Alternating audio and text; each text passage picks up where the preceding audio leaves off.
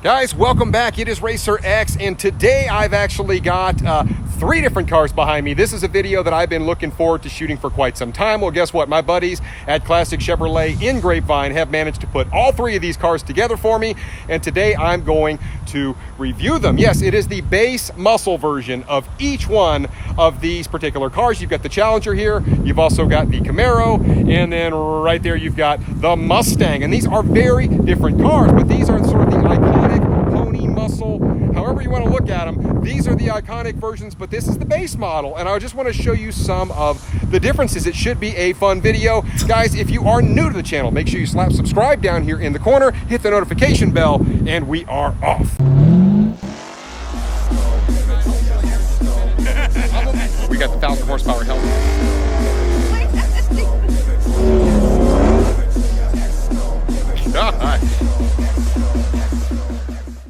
Well, guys, check it out. Who else did I find? There's the man right there. There's Michael Gordon. We've seen him in several of my videos so far. And Mike, listen, I really appreciate you putting these cars together for me, buddy. I know it's not easy to find all three of these at the same place.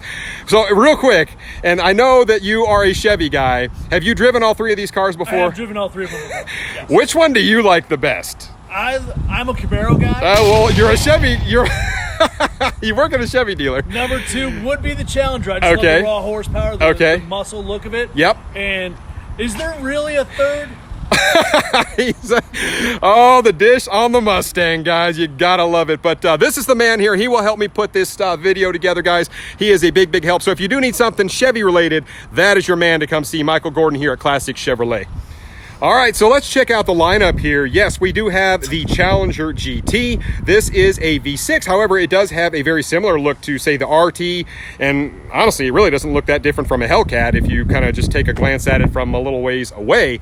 Right here, you do have the Camaro. This is the 1LT. This has the 6-cylinder in it. Very nice package on this car. And keep in mind, guys, all the base prices on these are really close. And of course, you do have the Mustang. This features the EcoBoost. That is a 4-cylinder turbo in this. They no longer have a V6 version of this available, and all of these are newer versions, 19 or newer, so I felt like it's going to make a really fun comparison. Keep in mind, guys, that the Camaro also does have a turbo 4-cylinder available, but I feel like for this comparison, because the Challenger does not have a turbo 4, we'll just go ahead and compare the 6 cylinders in these, and then of course the EcoBoost in the Mustang.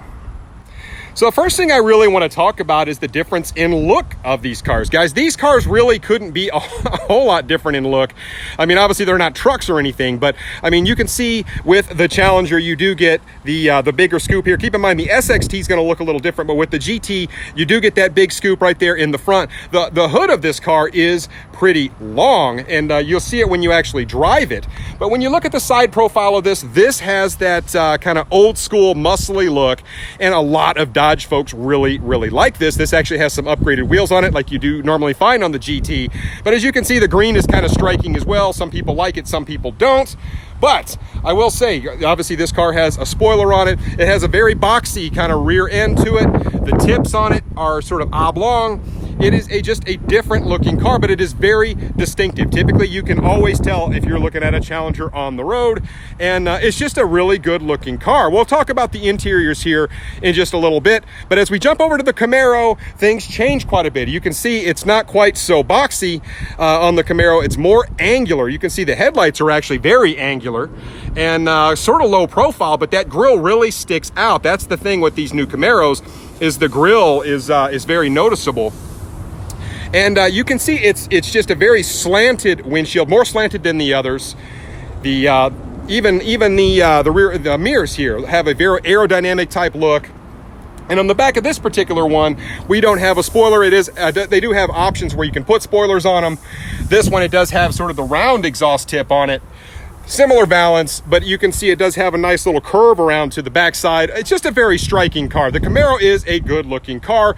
And as we jump over, obviously, to the Mustang, you can see you've got these little vents here in the hood. Very, very standard type of Mustang type look. This one has a more rounded grille on it, but it still has a really nice slope to it. You can see how it kind of slopes down.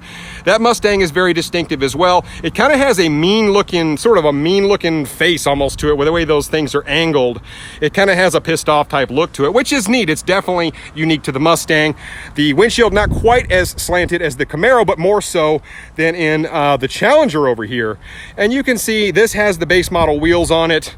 Very, very striking car. Once again, this does have a very low profile spoiler on it. It's got the round exhaust tips, and in the back, it's not exactly square, but it does have a really nice look to it. I actually kind of like the taillights on the Mustang. And it's just once again, this is a very sharp looking car. All three of these cars do look very different, and they're all unique in their own right. So let's talk a little bit more about the performance of these cars. All right, so when we're talking about performance, there is the Rockstar. So we'll obviously talk about the Camaro first. There is that naturally aspirated V6 3.6 liter in the Camaro. And this thing actually has a fair amount of punch to it. We're talking 335 horsepower, guys, 284 pound-feet of torque. And you know what? For the majority of people, this engine has more than enough punch in it. Next up is the Challenger. So once again, 3.6 liter naturally aspirated V6. This one also has a fair amount of punch. We're talking 305 horsepower and 268 pound-feet of torque. So while this thing still has plenty of power, you can see the Camaro actually has more punch in that engine. So definitely something to think about, but that doesn't mean the GT is a slouch by any means. And also, one quick note, the GT is the only one of these three that's actually available with all-wheel drive. So something to think about there. And lastly, but certainly not least, you have the Mustang. Yes, this is the EcoBoost engine. And yes, I know it sort of has a connotation of, oh, four-cylinder, but guess what? 310 horsepower and 350 pound-feet of torque. So even though it is the smallest by displacement, you're also talking about an engine that puts out more torque than the other two. It is a 2.3 liter turbo. So it's the only one of these three that actually has a power adder on it. So a couple other quick items of note. The Challenger GT actually comes with an 8-speed auto. So I am comparing all automatic transmissions today. The Camaro actually has a 10-speed transmission, and so does the Mustang. So certainly something to think about there. And here is the other thing to think about. When you talk about weight, the Mustang and the Camaro, they actually weigh right about the same, somewhere around 3,300 pounds, give or take a little bit. This guy here, a little different story. This one is right about 4,000 pounds. So there's about a 700 pound weight difference on these cars. So something to be considered there. Well, guys, let's start out with the interior of the Mustang. As you can see, it's actually quite nice. This one actually has leather appointed seats in it. You can see the back seat, yeah, it's not real big. So if you are a larger individual, you just quite simply probably won't fit back there. But for kids, it's probably okay. Everything else in here is just kind of nice and in the right place. As you can see, a lot of steering wheel controls on the Mustang. The gauges are quite easy to read. From an ergonomics perspective, you got your two cup holders here in the middle, e-brakes in a really nice spot. And then of course you've got a really nice infotainment center here, and your shifter is right here, of course, your gear selector, but then also you've got your drive modes and multiple other things right here in the center console. Of course, your climate controls and some of the other things that you would want. So now inside the Mustang, you can see the controls. Once again, they're very easy to read. Everything just has a really nice kind of fit and purpose in here. You can see you've got the door sills do sit just a little bit high. You can see that you've got your windows clear down here. So it's just a completely different feel than in the other two. Everything is very sort of centered in terms of where the controls are. You can see you do have your drive mode selectors down here, cup holders here, and then of course the infotainment center here does work quite well. It's more of a square type feel in this car, but I will say visibility in this car is actually pretty darn good. You can see the other cars over there, but you can actually see out of this thing quite nicely. Like I said, the sills are a little high, but in terms of visibility, not too bad. So it has a very neutral driving position, the Mustang, and nothing wrong with that. Okay, so the next thing, let's jump over here to the Camaro. As you can see, this thing looks quite a bit different. Not nearly as many steering wheel controls here. This one actually has the cloth seats. However, you can still get these, of course, with the leather appointed seats as well. From a back seat perspective, yeah, it's right about the same size as the Mustang, to be honest. It's actually quite small. Like I said, if you're a smaller person, you can probably fit back there okay. If you're larger, it probably just won't work out. Once again, you've got your cup holders. One of the things that's striking about the Camaro, of course, once again, you've got your selector here, your gear selector, but then of course one of the dominating features of this car are the AC vents. As you can see, you've got them here and also on the far side right there in the middle of the dash. And this one here, of course, has the infotainment center right in the middle. Once again, it sits a little bit like a Mustang in terms of it's just kind of center, faces directly back, but it is very different in terms of the way it looks. As you can see, even the dash looks quite a bit different up here. You've got another vent right here, and but it is a very, very nice interior in this car. Nothing to complain about with the Camaro at all. So now aboard the Camaro, we can kind of look at the gauges in this car, and this car almost feels like more of like a modern, if you were to describe a modern house, that's kind of what the Camaro feels like, because you can see it's very angular. The gauges are actually beautiful in this car. They make a lot of sense. I do like the lighting on the gauges. Not as many steering wheel controls, and you can see just not really as many controls in general. I think you do a lot more actually through the center screen, but you can see this one just kind of has a more simplistic, angular type look at it. You still get your two cup holders here. You still get your storage. You still got your mode selectors here, and those are more centrally located. Obviously on the Mustang, you got to scoot up here, but everything is still in a really nice spot. The seats are relatively comfortable. Now, from a visibility perspective, things change a little bit. The windshield in this car is actually not very big, and neither is the rear window. The rear window is actually pretty small, and the door sills, let me show you that real quick. They sit up even higher than they do in the Mustang. Now, if you get used to the visibility in this car, it's not too bad. But I tell you what, it is a little bit. It takes a little bit of getting used to. The hood looks really sharp looking through the windshield. But it is a very. It almost feels a little bit space age in this. Just it feels very, very different than the Mustang. It is but it's still a very, very sharp car. And lastly, here we have the interior of the Challenger. So as you can see, this one also has the houndstooth seats, or the cloth seats, and this seat is actually, it's just a bigger seat all around. The Mopars are kind of known for having bigger seats in them. So if you're a bigger individual, you may actually like the fit and feel of this one a little bit better. One of the very unique things about this car is that this is the only one of the three, it's actually the only one of the three that actually is more driver centric, meaning that the dash actually curves around towards the driver a little bit. So it has a little bit more of a cockpit type feel. Once again, you've got quite a few steering wheel controls here. You do have your gear selector right here in the middle, very centrally located. And of course, you can put that into manual and move it over. But you do have your drive mode selector and multiple other things right here in the center. Very easy to get to. This one and the Camaro have the push button right here. On the Mustang, it's actually located more in the center down here. So just a couple of differences there. The back seat of this car is actually slightly bigger than in the other two, but not a whole lot. So maybe a slightly bigger individual can fit back here, but certainly if you are a large individual, it might be slightly uncomfortable. Now aboard the Challenger GT, as you can see, different look altogether. This one has a much longer dash to it. The dash in this is longer than both the Camaro and the Mustang. I do kind of like the fact that the center console sort of wraps around towards the driver. You can see the gear selector is very centrally located. You do have some of your audio controls right here in the center, push button. It is a pretty easy car to see out of compared to really the other two. I think the visibility is right on par with the Mustang, certainly better than the Camaro.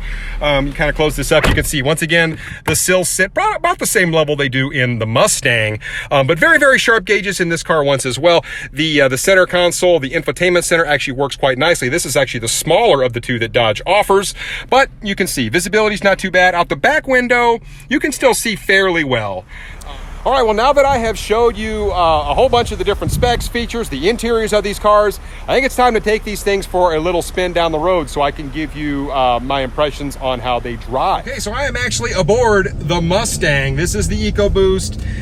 Like I said, it's the only four-cylinder of the three, but I have to admit, I mean, I'm just kind of cruising around right now, and this car actually cruises quite nicely. I mean, it puts the power to the ground a little bit differently than say the V6s do. Certainly from a startup perspective, it doesn't have that same little bit of grumble I noticed in the Camaro.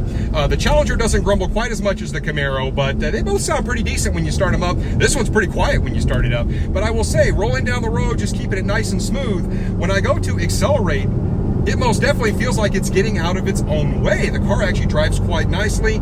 As I look at the fit and finish, the feel of this car, it feels pretty polished. I mean, like I said, it's very kind of neutral in terms of the way the aesthetics are in the car. The gear shifter is kind of right where you'd want it to be. Really no complaints. So I feel like it's worth mentioning, you know, there's really no right or wrong when you compare these three cars. They're all fantastic, sort of in their own right. They're all just different, even though they're all pony or muscle cars or whatever you want to call them. They all compete really in the same market segment. But you almost have to drive all three just to see how different they are.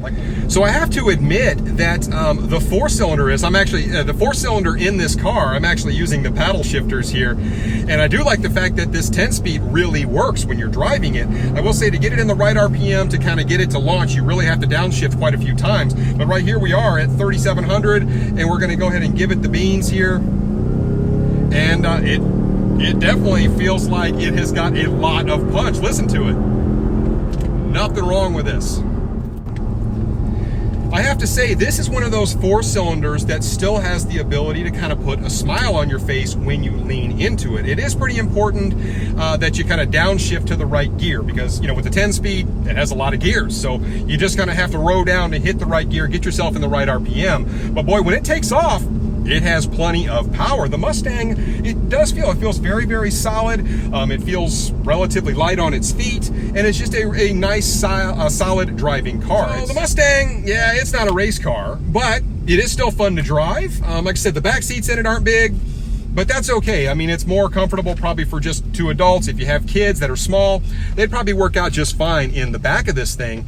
But like I said, if you're bigger in stature, the back seat simply will not work. The fit and feel of this one is a little tighter than it is on the Challenger. And it feels pretty similar to the Camaro, but it does have a nice feel, and really no major complaints with the Mustang. All right, so now aboard the Challenger GT with the 3.6 liter naturally aspirated V6, man, it is just a very different feel when you get in this car. You can feel the car is just bigger. It feels bigger, it feels heavier, and there's not necessarily anything wrong with that. In terms of just responsiveness, I have to admit that it doesn't feel quite as punchy as the Mustang does. Now, that doesn't mean there's anything wrong with it. It still feels like it's got a fair amount of power. Matter of fact, I'm going up a hill right now.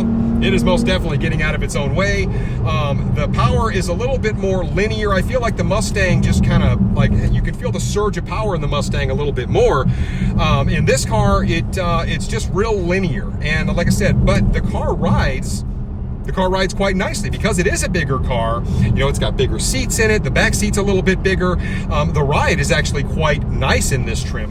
One thing I will say about this particular one is it stands out in a crowd. I mean, man, this green, you don't get a lot of these green type colors, and this is kind of that traditional Mopar green.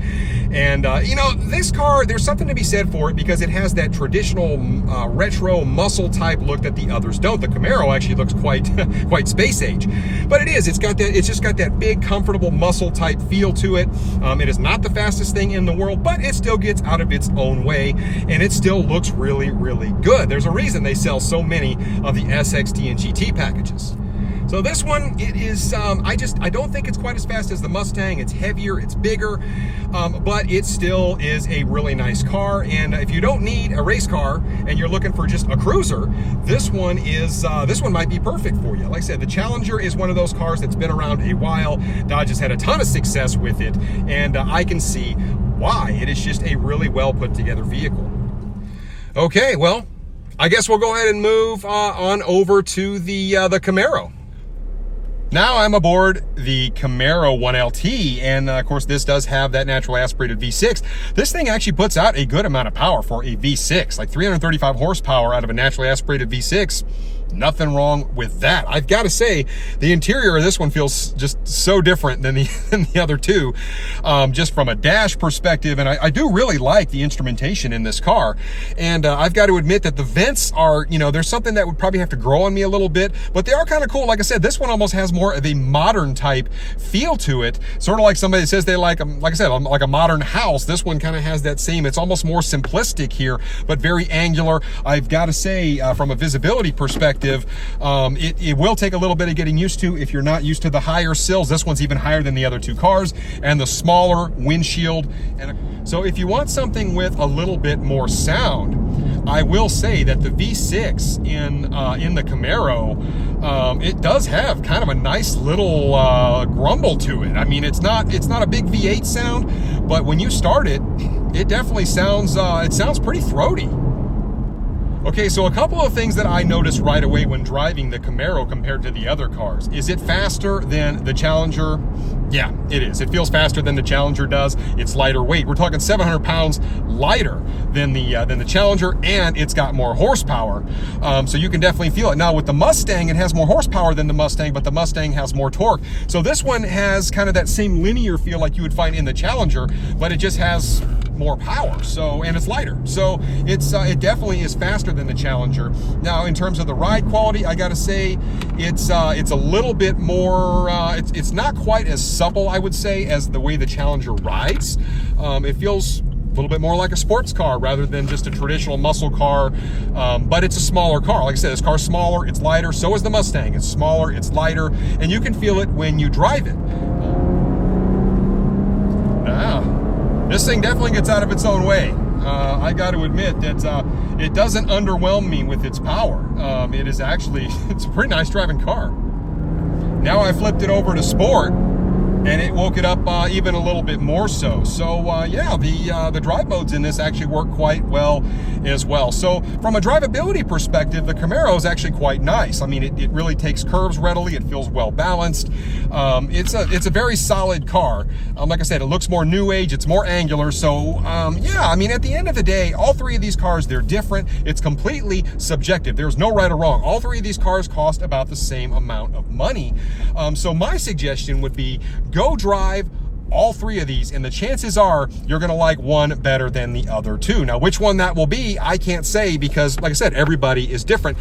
Well guys, that is it. I hope you enjoyed the review of all three of these cars. They're all fantastic in their own right, guys. There's no right or wrong. Once again, we got the Challenger GT, the Camaro 1LT, and of course the Mustang EcoBoost. They're all fantastic. And keep in mind, the whole spirit behind this video was simply because they sell more. All three of these companies, Dodge, Chevy, and Ford, they sell more of this particular trim pretty much than any other trim, like, combined. This is just, it's just a big segment for them. So they're fantastic cars, guys. It's really fun to kind of review, compare, and it's been a fun one. I want to take one quick second, thank my good buddy Mike. He's been my personal assistant on this video. And once again, guys, if you do need a Chevy product, or you see any of these cars that you like, make sure you give Mike a call. He will get you all squared away. So it's been a really fun one. I will catch you guys on the next one. For Racer X, for Mike, Classic Chevrolet, we'll catch you later. Have a good one.